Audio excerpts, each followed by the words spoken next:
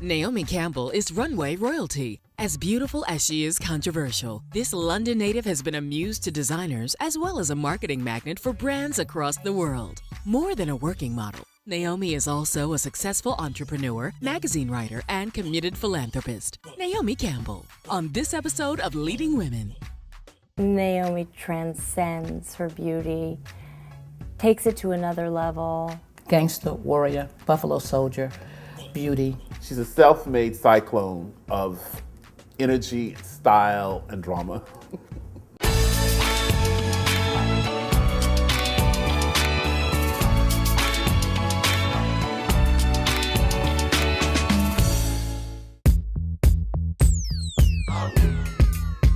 I grew up in Italy, Rome, and Geneva, and then when I was 5, I had to go to school. I went back to London. I've been to 2 theatre schools. I loved going to school. I looked forward to going to school every day because it was so much fun, and never knew it was going to happen. I was just hanging out with my girlfriends after school, and in a place called Covent Garden, and then I got approached by a mod. She was an ex-model from Ford, actually, called Beth, that came up to me. She just said if I wanted to model, and I said that I hadn't thought about it, and I actually stepped aside because I thought she was talking to my girlfriend who had very long, beautiful blonde hair, and she said, "No, you." And then I took the card, I went home, my mother said, "Absolutely not," and then that was that. And then I one day snuck out, went to school, but took my mother's clothes and went to a casting for Elle magazine and got the casting, then had to come back home and explain to my mother how I got the casting. And then my mother had to consent to let me travel at 15 years old. When I first saw Naomi, I knew that she was going to be like a winning ticket. There was a lot of girls coming up around that time, and she was a good-looking kid. That's all I could say. She moved to this country at the age of 16, and that's one of the most impressive things that I've ever seen. By herself, getting her own apartment, fighting for herself, making sure that other people didn't get paid more than her. If they did, calling them out, fighting with her agent, knowing. She was an amazing kid. I can't remember the first time I saw Naomi, but it was probably at an Yves Saint Laurent fashion show in Paris, or it was probably on the cover of British Vogue, and when she was 16. When I started modeling, doing shows, the editorial girls didn't do the same as the girls on the runways, two separate girls. And I think when I came into modeling, it changed. Every print girl is not necessarily a runway model, but Naomi had that ability to be that runway girl because she loves the runway. It's like your moment to sort of like perform. Gianni Versace, I think, was one of the people, and Asdin Alaya, that was part of that change and using the magazine girls on the runway with the show girls. She could walk, she could model like none of us could. I can't tell you how many times I took lessons from Naomi, of how to work the runway. Naomi has a great walk that people like because it's done with such confidence, and it has a sort of swagger. She certainly is never boring on the runway, ever. When I'm on the runway, I never really looked at anybody in the audience. I'm always looking straight ahead in the light. I think being adaptable is something I've always had that type of personality. I wouldn't walk the same for Comme des Garçons and Helmut Lang as I would for Versace or Alaya. It depends on the clothes that I'm wearing, and that's how I adapt to my walk. In modeling, you don't have your voice, but you can communicate an idea through your expressions, your body, and your movements. Naomi's mastered that. From the very beginning, she knew that she was valuable, and she made relationships with those who were also valuable and powerful. She picked her designers, she picked her photographers. Don't accept no's. I especially don't accept no's when it would be on the color of my skin, and I still don't accept no's when it's because of the color of my skin. She doesn't allow anyone to pigeonhole her. I didn't accept to be treated any differently. I was very lucky because I had wonderful photographers like Herb Ritz, Richard Avedon, Stephen Meisel, who always said to me, "You be you." I didn't want to hear that word racism, and I didn't accept it. I believe, and I still believe, in finding a solution. When you do things that you want to do and you make people kind of bend to what you want them to do, you can achieve anything. So like her achievements of being first black model on the cover of Time magazine, first black model on the cover of W magazine, first black model on the cover of several Vogue magazines throughout the world. Those things wouldn't have happened if she wasn't driven. My mother was one of my mentors and always telling me I had to try 120% harder than Caucasian model on my counterpart, and I've always known that from the day I entered school. Then Beth Ann Hardison, who I've known since I was 16 years old, when she flew to London to meet me. Well, she was involved in the Black Girls Coalition, which was an initiative that was created by Beth Ann Hardison. The Black Girls Coalition was a little idea I had to celebrate the black fashion model because there were so many working at the time. I did it sort of so they can come together, so they can celebrate this moment with me and I could celebrate them. But at the same time, teach them about how powerful they were, and then let women, young women, see how they can work together and change things. Ultimately, that has, I think, resulted in people viewing women of color differently when it comes to casting shows and advertising and magazines. Till this day, I will say I'm a working model because I cannot bear the terminology of supermodel. And they call so many girls supermodels these days, and that's like, you know what, I don't want to be called that. I'm just a working model. I think it was a very important time to show that it was a different wave of the industry. It was no longer just simply a fashion model with no credibility. Now it was a fashion model with credibility that everyone knew her name. People said to me, who is the next Naomi Campbell? I said, there's never going to be another Naomi Campbell. Every image of Naomi is iconic in its own right. She puts so much energy and effort into a shot that when you see the end result, you can only appreciate it from that perspective. I still get excited by my work. Doesn't take that much. I mean, I still, I'm still, as I said, I'm very ambitious. And right now the work has been amazing and I enjoy what I do. Naomi is always paying attention to new designers, new photographers, new stylists, new magazines, new creative outlets. I love working with young designers. I'm always looking to see who's coming, and there's a bunch coming up now, Jonathan Saunders, Mario Schwab. I'll do anything for them. Stella McCartney, when she first started, I gathered all the girls to do her graduation show at St. Martin's. I mean, no one has a graduation show with Kate Moss, Yasmin LeBon, and me. It's a graduation show, it's not her, So I've supported a lot of designers when they didn't have a penny and couldn't afford to pay me, but I loved what they did creatively. And so I hung in there and believed in them. She has also been a muse to some of the great designers. Mr. Saint Laurent also used her once in one of the great shows, and she's a great muse to Aisleen Alaya. When you see Naomi and Aisleen Alaya, you see true great fashion and true style. So the combination of his clothes on her body and his designs on her just must make him feel like this is what I designed for. She is a great inspiration to photographers. I mean, Stephen Meisel chose Naomi for the cover of Italian Vogue, which has done an all-black issue. I think anything that Naomi Campbell has done with Paolo Roversi and Peter Lindbergh, I think are significant for me. Those two photographers captures her in such a great way. I mean, it's just amazing that it's 21 years or 22 years later, and she can still give it to you. Even if I've known you for 22 years as a photographer, which is how long I've been working, when I'm off the set, I'm we're friends, we go to dinner, whatever. But when I'm on the set with the photographer, even if I know you for 22 years, I'm not talking to you, I'm just focused on doing my work. I believe you have to draw a line between the two and keep it separate. Naomi has an ability to really inspire glamour. And glamour is a very important thing that has sort of like disappeared. And she's the last of what fashion really represents as a fashion model.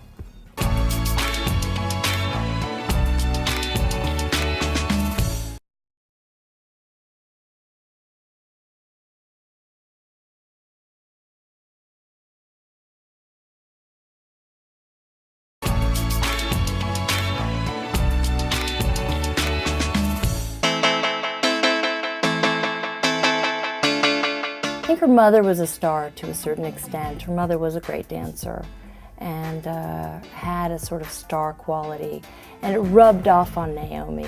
My mother was born in Jamaica and brought to England when she was 3. I mean, I don't know what it was like for them, but I mean, I love having and knowing that I have a culture in my family Well, my grandmother always gave us chores, and that's something I know that I in turn will make my children do. So like having to clean the stairs, wash the dishes on Saturdays, everyone had a chore before they can go out and play. I think a lot of her, her family upbringing helped to shape her for sure. I've never had a stage mother. She was not with me 24/7 because I had a baby brother. So she was with me when she can. And then when she couldn't travel, again, stepped in of angels. Aisling Alaya, Johnny Versace. I was always very lucky to have these people in my life that not just looked at me as a model, but cared to take me into their fold and guide me. Quincy became my papa when I was like 22. And I met Quincy in Paris, and I love him so much. He's a wonderful man, spiritually sound, wonderful vibrations. There's not one person you can meet that doesn't love Quincy. And Mr. Mandela I met in '93, and Mr. Mandela he calls me his honorable granddaughter. I just am blessed to know him. She embodies the idea of the true personal brand. Look at her with that Sobe water ad for the Super Bowl. There she was playing Michael Jackson. Because Naomi has incredible kind of, stamina and strength and physicality and fitness and health, etc. She was a perfect candidate. And I called her up literally. She gave me Quincy's number. Quincy was in an airport in London, and Quincy connected me up quickly to Peter Lopez, and Peter Lopez called Michael Jackson. This all happened on Sunday morning within 4 hours. And by the next Sunday, I was in LA rehearsing, and I thought I was being punked because when they said you gotta learn the Thriller dance, I was like, oh, you gotta be joking. She worked her tail off to get those moves right, but it was complicated, especially when you put 9-inch heels on that, right? I couldn't have been happier. Doing that, I love the lizards. No one really knew Sobe Life Water, and it became the fastest growing, after Super Bowl, it became the fastest growing beverage in America. You have to realize that was Naomi, the creative director, Naomi, the marketeer, Naomi, the art director, Naomi, the powerhouse, the businesswoman. Now she's coming out with this new one where she's with Carlos Santana's music and on the beach and looking phenomenal and perfect and beautiful. She has a great style and a spirit, and she's very aspirational, and she represents a certain aspirational currency that is extraordinary.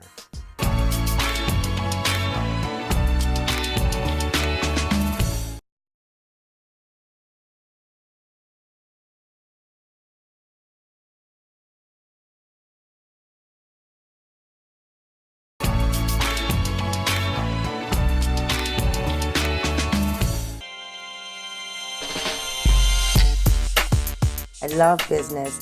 A lot of my friends say to me, on the business side of me, I'm like a man.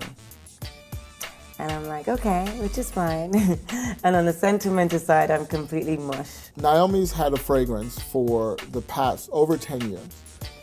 In that 10 years, she's generated 9 different fragrances that happen to be the best-selling fragrances throughout Europe. I'm on my 9th fragrance, and I've won lots of awards around the world, but it never came out here. And I was like, I want it out here because I see everyone's got a fragrance now. It was very important for me to have my fragrance where African American women, African women, women in South America can have my perfumes because this is my people. So I've made a protest that I want my perfume in these territories. Ultimately, I would like to see, because if you look in duty free, there is not one black person in duty free, in sunglasses and in perfume. So there's still a lot of barriers to be broken. She has one of the most successful fragrances in Europe that's been going for over 10 years now. I do believe because of her involvement in lending her name to a fragrance, she has inspired other celebrities to do the same.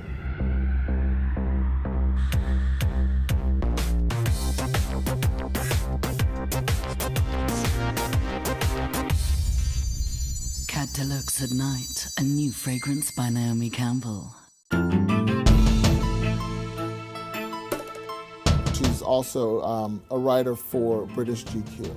She wanted to interview world leaders as her initiative as a writer for British GQ. President Hugo Chavez, President Christina Kirchner, Lewis Hamilton. I will interview President Sarkozy, Prime Minister Berlusconi. I don't really sit and do an interview with them. It's more like a conversation. And because it's a conversation, they seem to be more relaxed and it just flows. It's great because I get to do the research and I'm educating myself on lots of different things that I had no idea about than just the surface things that we all know. And she continues to seek out other great political figures. And it also helps the world to understand better where these people are coming from, because I think, like most people in the public eye, they're somewhat misunderstood. This Fashion for Relief is something that we started here in New York, and basically when you had Hurricane Katrina, because New Orleans was the first state of the United States that I ever stepped foot in for my first modeling job, which was for Elle. And I was also horrified to see African American people walking the streets with nowhere to go. And I was like horrified, like everybody was. It can only happen if everyone collaborates together. So we did one in New York, which was great. We had Beyonce, we had Wycliffe, we had Tyson Beckford, we had Veronica Webb and Pat Cleveland and Janice Dickinson. Naomi can make anything happen. Within a matter of days, she pulled together like the largest group of celebrities, an incredible audience, and a lot of benefactors. Fashion doesn't discriminate, so this project that I didn't intend for it to be more than just one country, but now that I think about it, there's a disaster happening every day. So there's lots of places that can benefit from this, and I always felt that fashion was always like, oh, what do they do? What do they do? They don't do anything. They're so vain. So now this is our contribution. She has since gone on to take the franchise to London, and she plans on going to other territories as well to help relieve territories when there are major catastrophes like floods throughout the world. And she's raised millions of dollars because of it. I love bringing people together. When Gianni Versace died, I took 72 people to South Africa, and we did a show, a tribute to Versace benefiting the Nelson Mandela Children's Fund. I try to take that seriously when I go there and do my part with the kids. It makes me feel that it was worth what we did, and we have to do again to help others, and that's what we're going to do.